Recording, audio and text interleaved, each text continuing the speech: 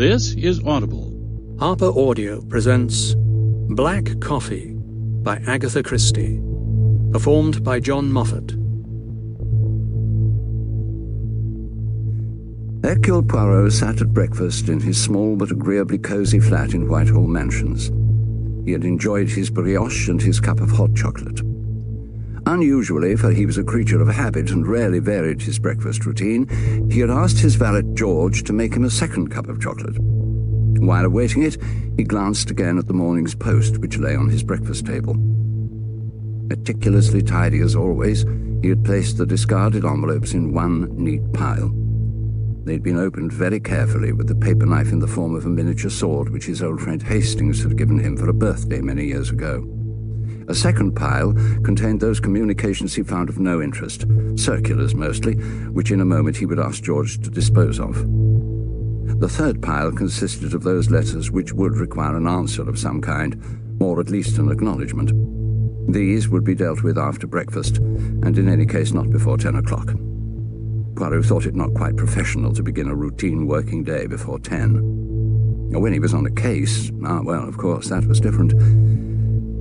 He remembered that once he and Hastings had set out well before dawn in order to...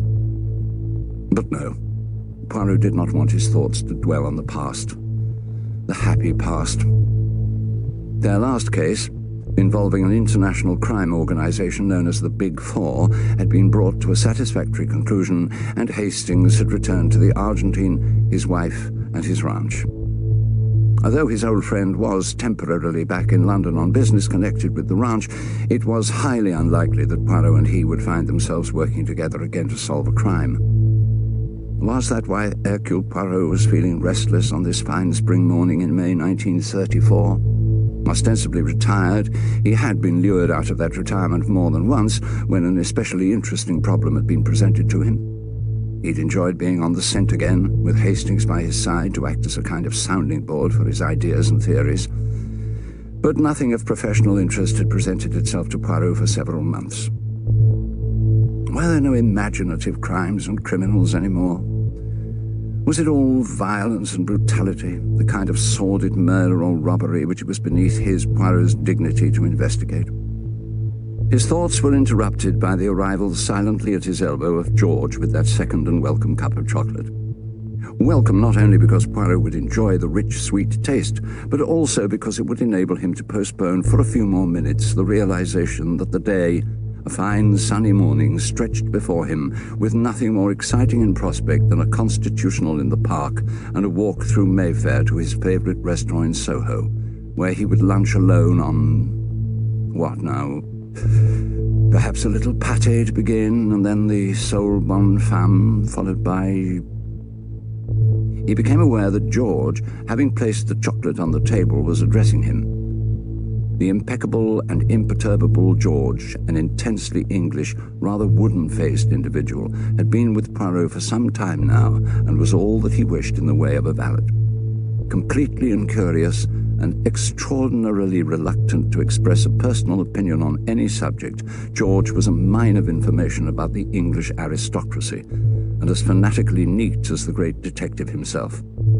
Poirot had more than once said to him, "You press admirably the trousers, George, but the imagination, you possess it not." Imagination, however, Hercule Poirot possessed in abundance. The ability to press a pair of trousers properly was, in his opinion, a rare accomplishment. Yes, he was indeed fortunate in having George to look after him. "And so I took the liberty, sir, of promising that you would return the call this morning," George was saying. "Oh, I do beg your pardon, my dear Charles," replied Poirot. "My attention was wandering. Someone has telephoned, you say?" "Yes, sir. It was last night, sir, while you were out at the theatre with Mrs. Oliver. I had retired to bed before you arrived home and thought it unnecessary to leave a message for you at that late hour." "Who was it who called?" "The gentleman said he was Sir Claud Amory, sir. He left his telephone number, which would appear to be somewhere in Surrey. The matter, he said, was a somewhat delicate one. And when you rang, you were not to give your name to anyone else, but were to insist on speaking to Sir Claud himself." "Thank you, George.